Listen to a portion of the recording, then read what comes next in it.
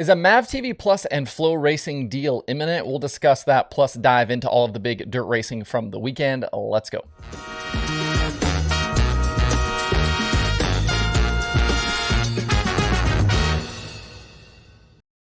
Today is Monday, June 13th, 2022. Welcome into Dirt Tracker Daily. I'm Justin Fiedler. We're going to kick this Monday show off with some business of dirt racing stuff and what appears to maybe be some shenanigans afoot between FloRacing and MAVTV Plus. Come on, guys. Did you think we wouldn't noticed? I actually noticed late last week that there were some kind of odd races that had been added to the FloRacing schedule, and a few of you mentioned it to me as well. The weekly show from Lucas Oil Speedway, there was some Lucas Motocross, and a few other things that were kind of quietly included on the Flo schedule for the weekend, and we might not be done just yet. This week's races on MAVTV Plus that start on Thursday have not been put on the Flo schedule, but I'm going to say yet here. I'm guessing that it will only be a matter of time before we see them added. I was asked not that long ago about Lucas highlights appearing on FloRacing as well, and at the time I figured that was just Michael Rigsby using his Dirt on Dirt deal to add some more content to Flo, and that Mav and Lucas would benefit from the added promotion. But maybe that was just the beginning of a pending deal between the two companies. Things like this don't happen on accident. It's not that, there's no accident the MAVTV Plus events just started showing up on FloRacing. It's no secret here that MAVTV Plus has had its issues, especially in recent years. Remember, it was originally Lucas Oil Racing TV, then that became MAVTV Plus, I think 2 years ago, but it's not been going smooth for the service operated by the Lucas Oil Company. They've had outages, app issues, and lots of other problems have plagued that kind of streaming arm of the company.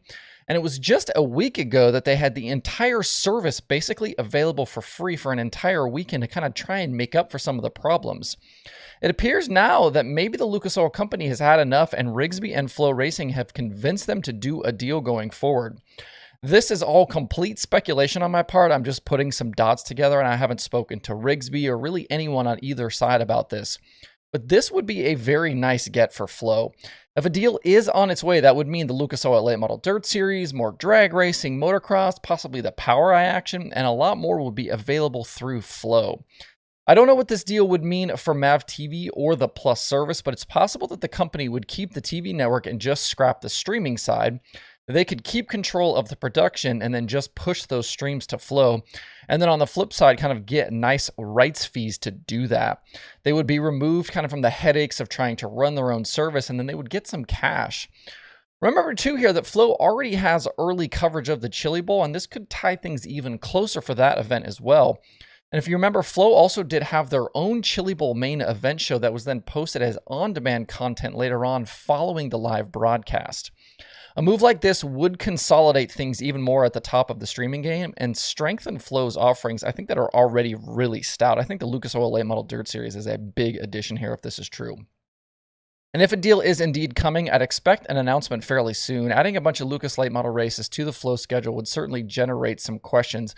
And that series is racing this weekend. This is definitely something to keep an eye on as the week progresses. And obviously, as we know more, we will share that here on the show. As for the last few days of racing, there was no lack of things to talk about, and at Eldora, we didn't get the big finish to the weekend we were hoping for as weather ruined things for the Dirt Late Model dream. Chris Madden and Brandon Overton picked up prelim feature victories, but rain on Saturday night halted the feature with 14 laps complete. The rest of the race will be run in advance of the World 100 weekend in September, with the Dream makeup on Wednesday, September 7th, and then World Things will start on September 8th. Chris Madden led Brandon Overton and Hudson O'Neill at the stoppage. If you were at the race, make sure to keep your tickets and armbands as they will be valid for that future race date. For more information, head over to EldoraSpeedway.com.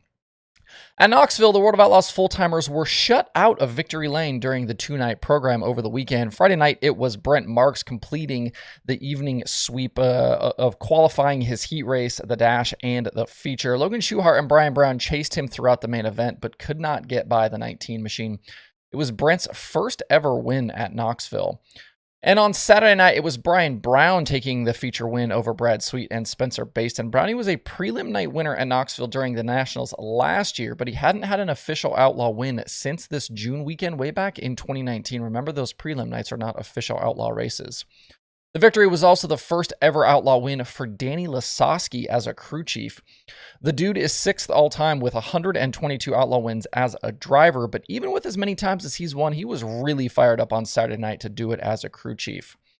In the Outlaw points, as expected and as we talked about on Friday, there wasn't a whole lot of movement. The gap from 1st to 5th is still 88 points, but Brad Sweet did extend just a little bit back to 2nd, with the difference to gravel now 64 points.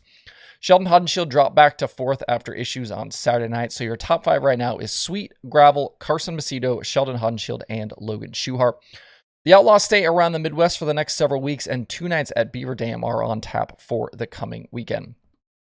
With the All-Star Circuit of Champions, Ohio Sprint Speed Week is off and running, and the first 3 nights are complete. On Friday night at Attica, it was Danny Diedrich who led every lap and picked up the feature win. Definitely didn't see that one coming.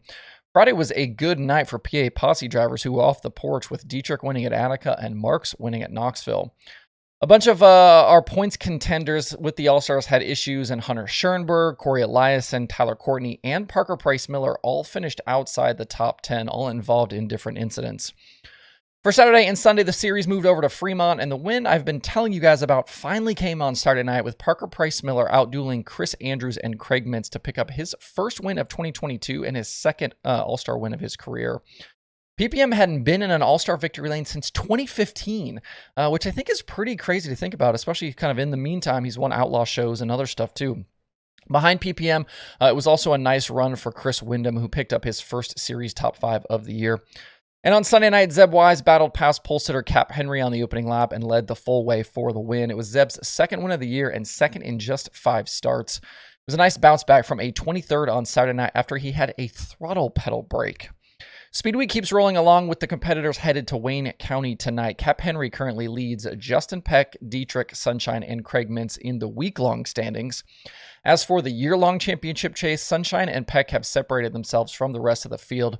Peck trails Courtney by 54, but then PPM, Henry, Hunter Schoenberg, everybody else behind them are all more now than 100 points back. If you want some win picks for tonight, the DirtTracker.com analytics prediction formula likes Courtney, but I'm going to go Cap Henry. He had wins at Wayne County in 2019 and 2020, and he's got 3 straight top 4 finishes with the series. Hopefully we can get back going in the right direction with the win picks, as both me and the formula were over this weekend. Not a good weekend for the win picks. Elsewhere, Indiana Midget Week limped to its conclusion with only 1 race of 3 completed over the weekend. Friday at Gas City and the already rescheduled Circle City race on Sunday were both rained out, which meant the Saturday race at Kokomo ended up being the last race of the week. Kenna McIntosh was the winner at Kokomo after an early battle with Justin Grant. He drove away at the end to a pretty sizable margin of victory. It was a tough midget week for Ken and Mac, but a nice way to bounce back with that win. It was his first USAC National Midget win since Gas City in September of 2020. Obviously, he's made that one was in a Keith Coons car, but he's since made the move back to his dad's team, Dave Mack Motorsports, and it hasn't been super easy. Big shout out too to Jacob Denny, who had 5 top 10s in 6 nights during Midget Week, including that win at Lincoln Park and a second in the final race at Kokomo. He looked really strong in that Mounts Stout ride. As for the Midget Week Championship, it was Buddy Kofoid who was crowned Midget Week champion for the second straight year, thanks to 3 wins, a 2nd, a 5th, and a 9th over the 6 nights. Kofoid currently has 15 straight top 10s in USAC Midget competition, and he leaves Midget Week with a 46-point advantage over Justin Grant in the season-long championship hunt. Nobody behind JG and Kofoid is even close to being in contention. Those top 2, it's kind of them and then everybody else down the line. We won't see the midgets back on dirt until Huset's in July, but the USAC Sprint cars and Silver Crown cars are headed east this week for Eastern Storm. We'll obviously talk about that more tomorrow. Out in Kansas with the US MTS, Derek Ramirez and Jake O'Neill were weekend winners at Belleville. And if you're a XR Plus subscriber, don't forget that the Belleville Dirt Nationals continue tonight with the XR Super Series late models coming in. A lot of the guys that were at Eldora this weekend have made the trek to Kansas for tonight and tomorrow. Tonight's race pays $20,000 to win, and Tuesday pays $40,000 to win. We know Chris Madden, Kyle Strickler, Scott Bloomquist, Jimmy Owens, Chris Ferguson, and a bunch more have already unloaded today, and I think there should be even more coming. Should be a pretty stout field there for the next couple of nights. Other weekend open wheel winners included Brady Bacon in Extreme Outlaw action at Lake Ozark. There was drama in that show if you didn't catch it. Jake Swanson was mad at Hoosier about his right rear tire. And I also thought we might get fisticuffs between Swanson and Robert Ballou, but it was just one of those nice, friendly conversations after both drivers were very quickly out of their cars after an incident. Through 4 races, CJ Leary leads Ballou and Shane Cockrum in the Extreme Outlaw Sprint Car points. Out west, big weekend for Corey Day. He swept the NARC weekend, driving the Works Limited 57 with Paul Silva on the wrenches. Those 57 cars continue to show they are fast, regardless of who owns them or who is driving them. Obviously, the common denominator there being Paul Silva. Dominic Scelzi continues to lead the NARC standings. Justin Sanders won the Saturday Night Sprint Car Challenge Tour main event at Placerville. Brooke Tatnall was the Sunday 410 winner at Huset's. Ryan Timms was a 410 wing winner at Lake Ozark. And Chase Dietz won a Friday night at Williams Grove. Quick show note. I've got today's show, obviously, that we're doing right now, and we'll have a new episode tomorrow. I'm then taking Wednesday and Thursday off, so no new dailies those days, and then we should be back Friday with a new episode. It's an off week for my day job, so I'm going to relax here while I can. There are 4 shows, if I can find the right button, on the streaming schedule for today. FloRacing has the All-Stars at Wayne County and Flo 24/7. XR Plus has the XR Super Series from Belleville, and there is IMCA Racing from Hancock County on Speed Sport. To see the full daily streaming schedule with links to watch, visit dirttracker.com/watch tonight. That's it for the show today. Have a good Monday. If you have thoughts about the topics on today's show, please leave them in the comments below or tweet at me. Thanks everybody for tuning in. We'll see you tomorrow for more Dirt Tracker Daily.